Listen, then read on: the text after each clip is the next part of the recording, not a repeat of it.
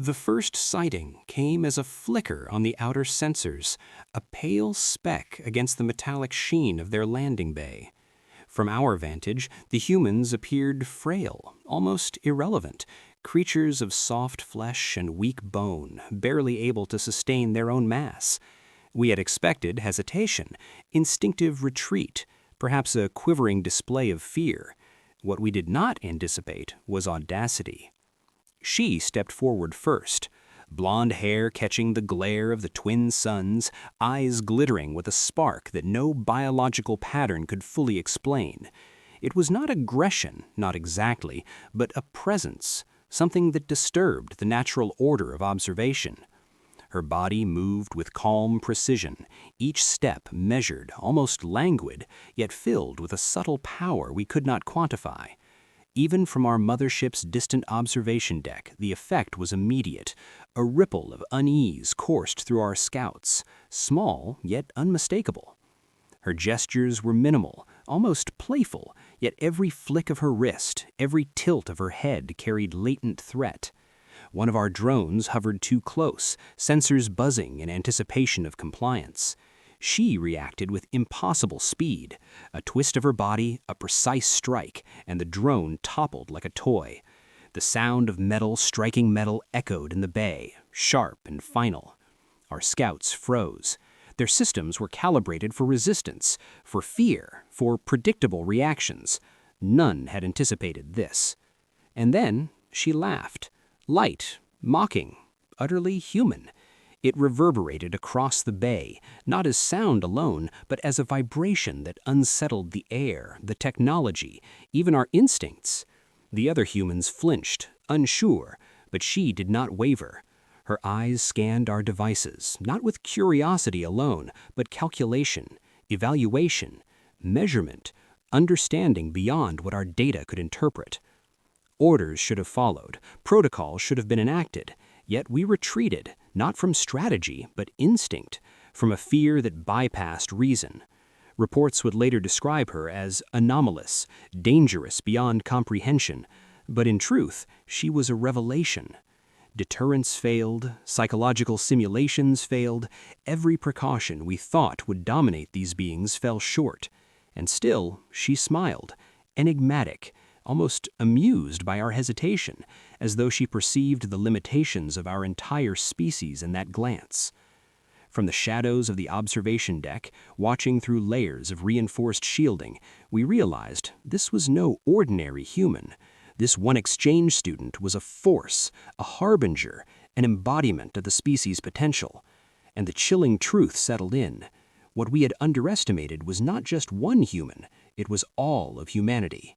We had thought to measure them. Instead, we had been measured and found wanting. The suns dipped low, casting long shadows across the bay, and we knew that this encounter would not be forgotten. It had begun, and we had already lost. The human remained at the center of the landing field, calm, observant, smiling, and for the first time we truly feared what she and her species might bring next. From the safety of our orbital observation platforms, we watched them assemble in what they called training grounds. The term was almost laughable, a flat expanse marked by obstacles, barely worth the attention of a species like ours, yet entirely sufficient to reveal the anomalies of humanity. We had expected fumbling, hesitation, the faint pulse of fear in their weak, fragile forms. Instead, what unfolded was a display of precision, coordination, and lethal grace that contradicted every calculation our algorithms had produced. At the center, she moved, blonde hair still cashing light, eyes glinting with the same spark we had first detected on the landing bay. She did not rush, did not shout. Her hands guided the others with subtle gestures. Her voice threaded through the air in commands that were felt more than heard. There was authority there, undeniable and understated, yet never oppressive. Even from the distances of our high-resolution surveillance, her influence radiated, bending the motion of her companions into synchronous patterns, like predators moving in choreographed hunting. We deployed the first obstacles, gravity wells calibrated to disrupt coordination, kinetic barriers designed to shatter bones, intimidation constructs meant to erode morale. They approached each hazard with unanticipated ingenuity. A gravity well that should have pinned a human to the floor became, in their hands, a lever for momentum, a springboard to vault over the next barrier. Kinetic barriers meant to crush limbs were repurposed, twisted, bypassed with minimal effort, as if the humans understood the limits of our own engineering better than we did. Even the intimidation constructs, our holographic phantasms of terror, were met with laughter, a soft musical ripple that undermined the purpose of every simulation we had painstakingly designed. One of our junior observers whispered, "This defies logic." Another suggested containment. By the time the order was relayed, the humans had already adapted, anticipating our measures before our calculations could even process the next move. The very laws of probability seemed to bend around them. Each attempt to force compliance or induce panic only accelerated their mastery. She laughed again, a sound deceptively gentle, yet catastrophic in its effect on our morale. It resonated across frequencies, touching nerves we did not know could feel hesitation. It was a sound that saw through our data, through our protocols, through every assumption we had about control, dominance, and survival. It was a sound that reminded us how unprepared we were to measure this species' capabilities. Even when injuries appeared, scrapes, bruises, minor fractures, they moved forward with unrelenting purpose. Each step was a reaffirmation of their resolve, a rewriting of the battlefield with every motion. Where other species would crumble under scrutiny, humans adapted, improved, and leveraged weakness into strength. What we had cataloged as fragility, as susceptibility to fear and pain, was merely a surface veneer. Beneath it lay ferocity, cunning, and courage that defied biology, evolution, and the calculations of our most advanced predictive models. Whispers began among our fleets and observation stations. Impossible, illogical, uncontainable. The data could not reconcile with reality, yet reality continued to unfold, unrelenting. The humans were not merely surviving the training grounds, they were mastering them, bending them to their advantage with a clarity and instinct that bordered on the supernatural. By the time the exercise concluded, we were left with a chilling realization. What we had considered a simple simulation to test endurance and coordination had become a testament to humanity's unparalleled adaptability. The very act of surviving for them was a lesson in dominance. And the human at the center, calm, calculating, smiling faintly, turned toward the horizon as if inviting the next challenge. We observed, trembling in our perceptions, knowing that whatever came next would not be containment, nor prediction, nor defeat. It would be something we had never faced before, and we had no protocol for responding. The silence after their departure was deafening. Across our fleets, the term underestimated took on a weight it had never carried before. We had assumed superiority, we had assumed predictability, and we had been proven, irrevocably, to be mistaken. Our sensors picked up the Vanguard fleet long before visual confirmation.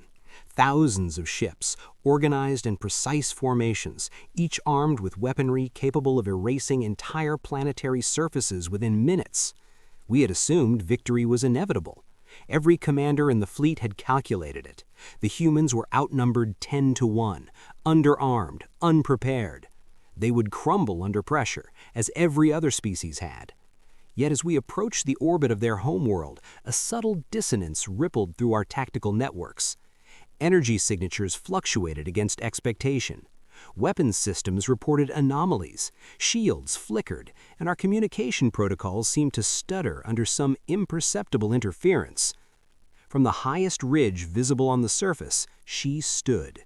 The exchange student, solitary, small against the enormity of the horizon, raised her hand in a gesture we could not decode.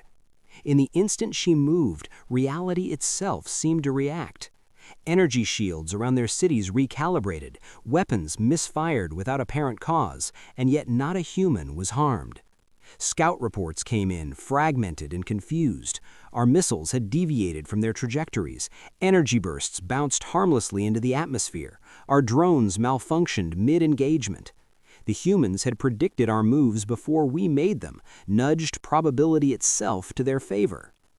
We attempted psychological warfare, unleashing simulations of cataclysmic destruction, the collapse of their cities, holographic visions of annihilation, audio frequencies designed to instill terror.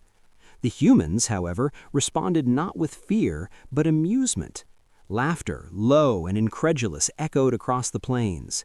Each display intended to break them only strengthened their resolve. Each maneuver we calculated as decisive was met with improvisation, adaptation, and execution beyond our comprehension. Commands became contradictory. Strategic hierarchies faltered as reports streamed in faster than they could be interpreted. The Vanguard commander, famed for her unyielding discipline, muttered into her console, "They are impossible." Every calculation, every algorithm, every expectation of dominance failed simultaneously. The humans were not merely defending, they were teaching us, mocking our presumptions, rewriting the rules of engagement in real time. When the fleet finally withdrew, it was under duress, confused and profoundly unsettled. The exchange student was gone, leaving nothing but faint footprints in the dust and an echo of calm defiance that haunted our sensors. Intelligence reports would later describe this encounter as a paradox of resilience, but the truth was grimmer.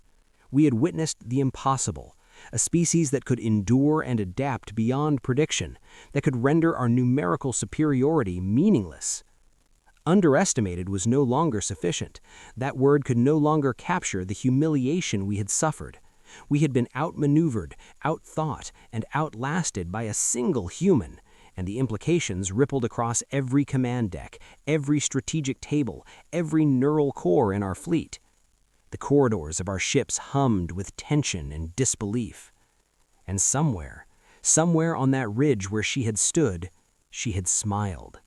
A smile that would haunt us until the next encounter. We followed them into the labyrinth beneath their cities, expecting chaos, desperation, fear. Instead, we found precision, methodical, adaptive, and terrifyingly clever. The tunnels stretched deep, a web of stone, metal, and synthetic reinforcements, designed not only to shelter, but to test, to challenge. Every corridor, every chamber seemed purpose-built to separate the weak from the strong. Yet the humans moved through it with effortless command, turning each trap into an advantage, each hazard into a lesson. At the center of this subterranean maze stood the exchange student, her eyes calm, calculating. Blonde hair brushed against her shoulders, dust clinging to it, yet she did not falter. She guided her companions with subtle gestures, a nod here, a hand motion there. They moved like extensions of her will, each step precise, measured, yet fluid. Where we had intended to instill panic, they found opportunity. Where we had designed impossibilities, they found solutions. Pressure plates meant to crush became levers of momentum. Gas dispersal systems designed to incapacitate were bypassed with simple ingenuity, redirected to push obstacles against our own designs. Holographic decoys, our psychological simulators intended to disorient, were dismantled, repurposed as navigational markers, signaling safe paths or alerting allies. We watched in disbelief as every hazard we had conceived to enforce weakness was used as a stepping stone towards strength. One scout whispered, "It's as if they see through the tunnels themselves." Another replied, voice trembling, "They are rewriting the maze before we even deploy it." Our intelligence modules struggled to keep pace. Every calculation lagged behind their improvisations. It was not instinct alone, nor raw intelligence. It was a fusion of both, amplified by audacity, confidence, and a deep understanding of the environment that we could not model. Even when confronted with our autonomous sentinels, machines designed to anticipate and preempt human tactics, the exchange students group adapted instantly. A single glance, a subtle signal, and the humans exploited contradictions in logic, turning our constructs against themselves. Energy beams were rerouted, mechanized guards diverted, drones toppled and repurposed as shields or barricades. They transformed danger into a tool, fear into an asset. Her laughter echoed through the tunnels once more, soft, musical, almost playful, but the effect on our observers was catastrophic. It carried meaning beyond sound, an almost palpable acknowledgement of superiority. We felt it in our neural sensors, in the flicker of our visual feeds, in the tremor of our automated drones. She understood our designs, our intentions, our expectations, and chose to ignore them, or to rewrite them entirely. By the time the humans emerged from the depths unscathed and composed, we were left with a stark, undeniable truth. What we had catalogued as weakness was mere illusion. Beneath the veneer of fragility lay adaptability, ingenuity, and courage of a scale our species had never encountered. Every trap, every engineered obstacle, every tactical advantage we deployed had been absorbed, understood, and turned to their favor. We began to whisper among ourselves, acknowledging truths our data refused to admit. This species did not merely endure adversity, they mastered it, bending it to their will in ways that defied probability, biology, and expectation. And the exchange student, the spark that guided them, was the epicenter of it all, a singular mind whose audacity, foresight, and instinct threatened to redefine the parameters of survival for every species in the galaxy.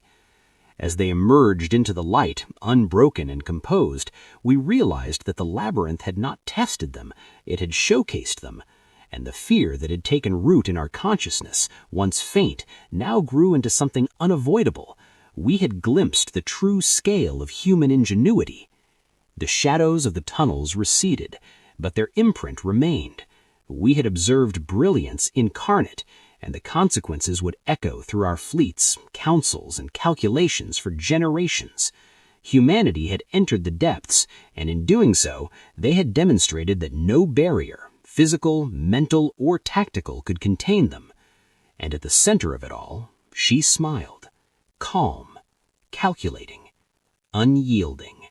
The storm of humanity had only just begun. We gathered our fleets, every vessel bristling with weapons calibrated for absolute annihilation. Tactical simulations predicted swift victory, minutes at most, before the humans' homeworld would be reduced to cinders. Every admiral, every strategist, every AI core affirmed our supremacy. The humans had been tested, observed, measured, and we believed the final strike would end them once and for all. But the moment we entered their orbit, the first signs of anomaly emerged. Shields pulsed unpredictably, deflecting our initial volleys. Energy pulses meant to fracture their cities instead discharged harmlessly into the atmosphere.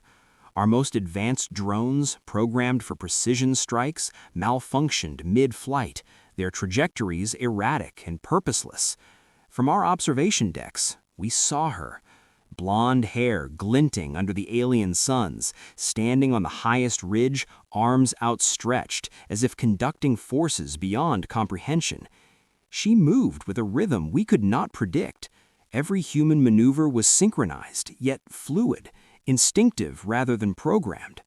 Weapons we designed to devastate became shields, barriers, even tools for counterattack. Missiles fired at city centers were redirected mid-air.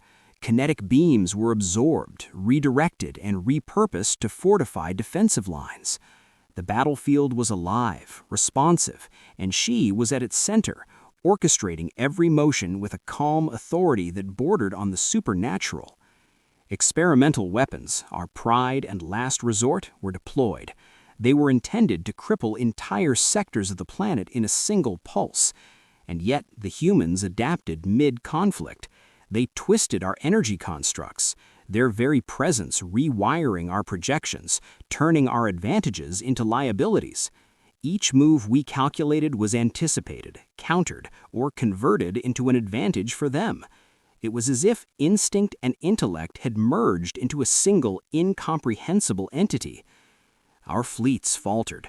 Morale plummeted as reports of inexplicable failures streamed in. The term invincible lost meaning. Across command decks, whispers of disbelief grew louder. Impossible. They shouldn't survive this. How? Even our elite units, trained for the worst, hesitated under the weight of impossibility made manifest. From orbit, we watched her, standing amidst what should have been ruins, surveying the battlefield with the serenity of one who had choreographed every outcome before it occurred. Her eyes scanned the horizon, calculating yet calm, as though the concept of defeat was foreign. Around her, the humans moved in a symphony of resilience, each step reinforcing the message they did not simply endure, they dominated, transformed, and transcended. Reports would later describe this encounter as anomalous adaptation at a galactic scale, yet we knew the truth lay beyond cold terminology. Humanity's very existence demanded a new classification, a recognition that they could not be ignored, contained, or destroyed without consequence. We had underestimated them at our peril, and the lesson was seared into every consciousness across the fleet. The exchange student, in her defiance and brilliance, had done more than survive. She had rewritten the rules of engagement, the very definition of survival. Where others would have cowered, faltered, or perished, she and her species triumphed, and the magnitude of what we had witnessed settled on us like gravity itself. Humans were not merely a species, they were a force that could outthink, outmaneuver, and outlast the impossible. Even as our ships limped back, battered and disoriented, the shadow of her presence lingered. Her calm assessment, her quiet authority, her audacious mastery of the battlefield, all of it burned into our awareness. We had been humiliated, yes, but more than that, we had been taught a lesson we could never forget. Courage, ingenuity, and instinct combined in a human mind were more powerful than any fleet, any weapon, any calculation. The stars themselves seemed altered by her triumph, the void echoing with the understanding that we had encountered a species whose potential we could neither predict nor suppress. And somewhere, atop the ridge, she had turned her gaze towards us, watching, calculating, smiling. We had lost. But, more terrifyingly, we had understood in full clarity what it meant to face humans at their peak. From the highest observatories of our fleets, we watched. The battlefields had fallen silent, but the resonance of their triumph lingered, echoing across systems like a low hum that penetrated shields, consoles, and even our minds. The humans, one exchange student and her kin, had done more than survive. They had shattered every preconception we held of weakness, intelligence, and courage. In every council chamber, in every archive, in the hidden corners of galactic governance, whispers of their anomalies spread like wildfire. We cataloged the data, pored over every recording, every sensor readout, every tactical simulation. And yet, the more we studied them, the less we understood. Algorithms collapsed under the weight of their unpredictability. Probabilities became meaningless. The instinctive brilliance of humanity, of one single human, escaped every model we had devised. From a distance, one student had become the symbol of a species that refused to be contained, subdued, or fully understood. Fear, raw, existential, unquantifiable, gripped us. This was no longer a matter of strategy or conquest. It was a confrontation with an unknown variable, a force that could not be neutralized or calculated. Commanders whispered in private, strategists grew pale at their consoles, and philosophers debated the implications. If one human could upend fleets, what might an entire species unleash when united? The question itself was terrifying. Yet fear was intertwined with fascination. We were compelled to observe, to follow, to understand, and with each observation, our inadequacy became more apparent. Humans moved with a kind of chaotic elegance, a harmony of instinct, intellect, and audacity that defied comprehension. They were a storm, a paradox, a force that demanded not only attention, but reverence. In the quiet moments, when the stars seemed impossibly near and the void stretched infinitely around us, the realization settled into every consciousness. We had met humans. We had observed them, cataloged them, even fought them, and we were irrevocably changed. The galaxy itself seemed to hold its breath, acknowledging the presence of a species that might one day redefine everything we believed about survival, power, and resilience. They were more than strong, more than clever. They were inevitable. And we had just begun to understand the magnitude of what that meant. The battlefield was empty.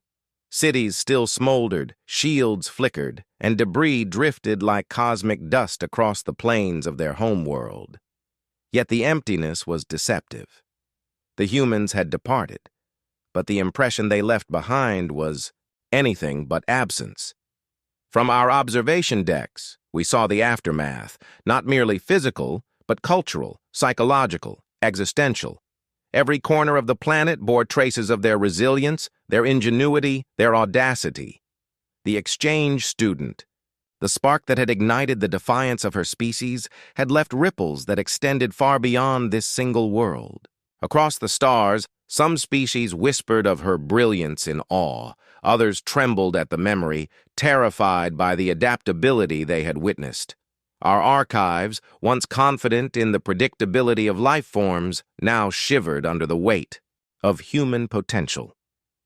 Calculations that had governed our understanding of biology, strategy, and survival seemed suddenly inadequate. We observed their calm in departure, a serene unity amidst chaos. They moved as one, converting danger into opportunity, adversity into advantage. Even when unseen, their presence dominated attention.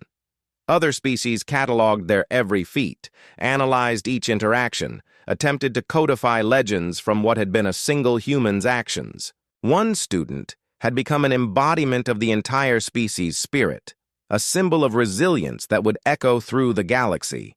From the bridges of our motherships, we admitted the impossible truth.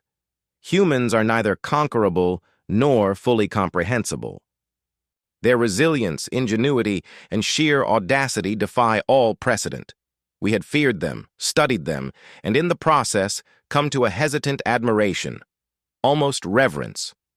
Every retreat, every failed assault, every miscalculation reminded us that no technology, no strategy, no numerical superiority could fully anticipate the human mind.